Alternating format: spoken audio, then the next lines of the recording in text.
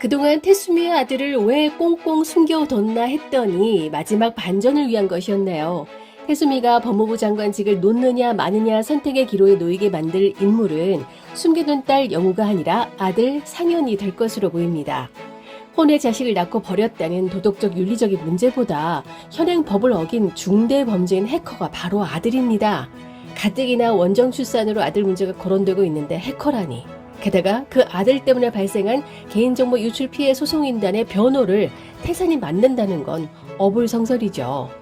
마지막 반전 카드 동생 상현이 왜 해킹을 하게 됐고 누나 영우까지 찾아오게 된 건지 알아보고요. 마지막 영우의 선택과 태수미의 선택은 무엇일지, 또한 영우와 준호의 관계, 정명석을 비롯한 한바다즈는 어떤 모습을 보여줄지 예상해 보겠습니다. 보셨다시피 태수미 아들 최상현이 라온 해킹 사건으로 청산가리를 먹은 인철형의 안부를 누군가에게 묻는 걸 보니 이미 상현과 라온 CEO 인철은 가까운 사이라는 걸 알 수 있습니다.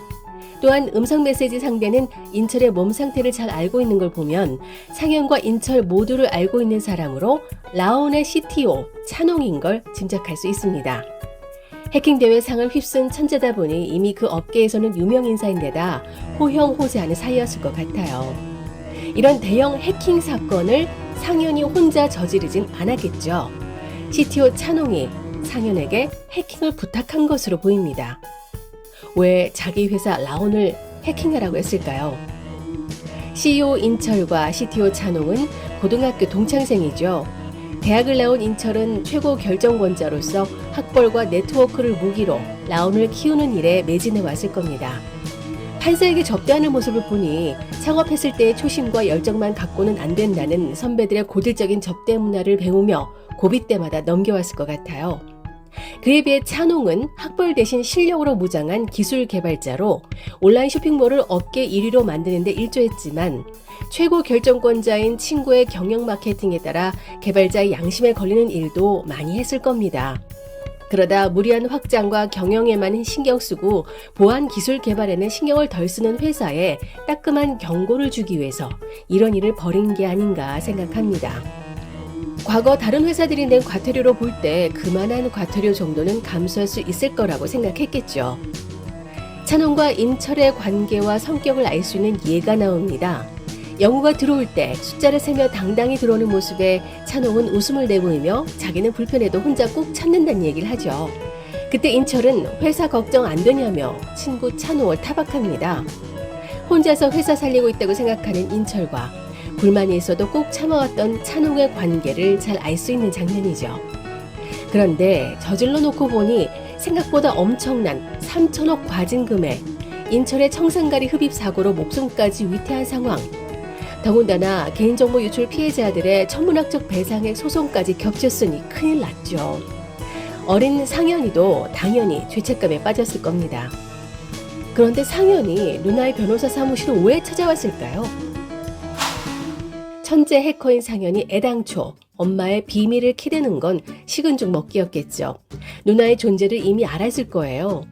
엄마의 핸드폰에 추적 도청 장치만 심어둬도 그 둘이 나눈 이야기며 권민우와의 거래도 다 들었을걸요. 영우는 상현에게 자신을 왜 찾아왔냐니까 누나는 엄마가 시킨 대로 안 할 것 같아서 라는 말을 남깁니다. 상현은 누나를 찾아오기 전에 엄마에게 라온 사태를 일으킨 장본인이 자신이라고 밝혔을 것 같아요. 혼자서 짊어지기에 너무 큰일이 됐으니까요. 그러면서 내심 가정보다는 일에 미쳐있는 엄마가 법무부 장관이 되지 말기를 바랬을 것 같습니다. 또한 숨겨둔 누나로 인해 발각될 위기에 놓여 있다는 걸 알고 망신을 당하기 전에 직을 내려놓길 바랐을지도 모릅니다. 하지만 아들의 양심을 듣고 난 엄마는 영우의 존재를 숨긴 것처럼 아들에게도 죄를 함구하라고 했을 것 같아요. 그런 엄마의 실망한 상현은 그래서 누나를 찾아간 것으로 보입니다. 누나는 엄마가 시키는 대로 안 할 것 같으니까요. 그러면서 숨겨둔 누나가 발각될 수 있을 거란 얘기도 영우에게 할 것 같습니다. 상현의 얘기를 들은 영우는 남아있는 큰 소송, 개인정보 유출 피해 소송인단의 공동소송에 상현이를 증인으로 나오게 할 것으로 보입니다.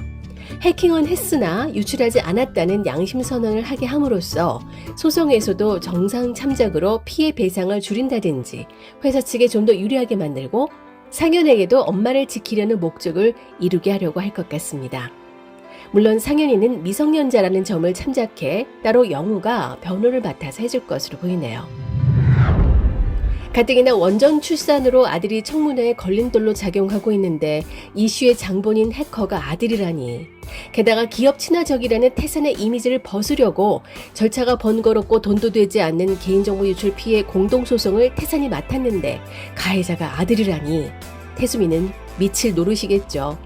더군다나 태수미는 범죄를 저지른 미성년자의 부모로서 감독 의무를 위반한 경우라 부모에게도 손해배상 청구를 할 수 있기 때문에 숨기고 싶을 겁니다. 그런 태수미에게 영우가 가서 상현이 증인으로 나오게 해달라고 요청하겠다고 합니다.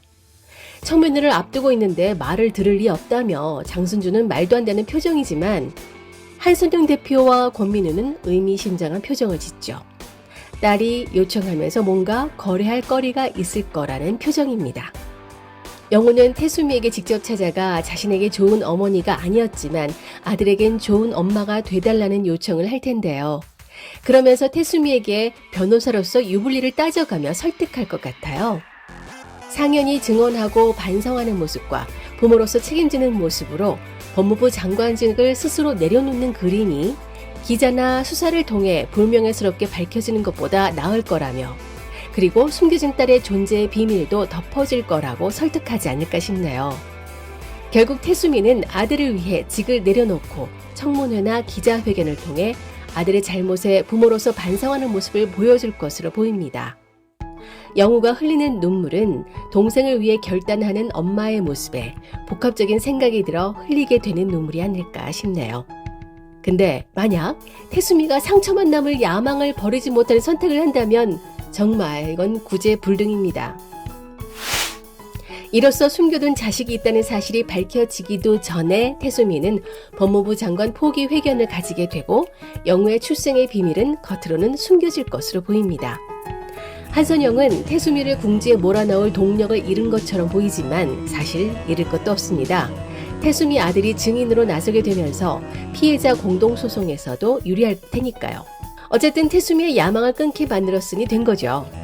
출생의 비밀을 알고 있는 기자에게는 태수미의 숨겨진 딸 대신 태수미의 현재 아들이 해킹에 가담했다는 사실을 미리 알려주는 것으로 거래를 할 것 같아요. 하지만 영원한 비밀은 없죠. 영우가 태수미의 딸이라는 사실을 한바다지도 알게 될 겁니다. 비밀을 알고 있는 기자도 숨기지 못하고 언젠가는 밝히려고 할 텐데요. 그랬다가 여성 CEO의 사생활이나 캐고 다니는 옐로우 저널리즘으로 역공을 받을 수도 있습니다. 개인정보와 금융정보 유출이 개인정보보호법에 따라 처벌받는다면 사생활 노출은 개인의 명예와 관련돼 있는 거라 언론사가 국민의 알 권리와 명예훼손 사이에서 고민하는 장면이 나오지 않을까 싶네요. 그런데 영우는 아버지의 걱정대로 태수미의 딸이라는 꼬리표를 굳이 잘라내려고 노력하지 않을 것 같아요. 지금껏 그래왔듯이 자기 안에 자신으로만 가득 차 있기 때문에 그런 건 아랑곳하지 않을 수 있다는 게 영우의 강점이지 않을까 싶네요. 마지막으로 자신의 삶을 어떻게 꾸려갈 것인지 영우의 선택이 그려지겠죠. 병상에서 차분히 지켜보던 정명석도 영우의 거취가 궁금할 거예요. 영우는 아버지에게 했던 말처럼 오롯이 자신의 어려움을 홀로 다 받아냈으니 앞으로 갈 길도 도움 없이 헤쳐나갈 것 같습니다.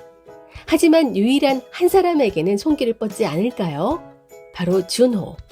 사람을 외롭지 않게 만들 자신이 없었던 영우는 준호와 이별했지만 준호 없이 홀로 설 자신도 없다는 걸 깨달을 것 같아요.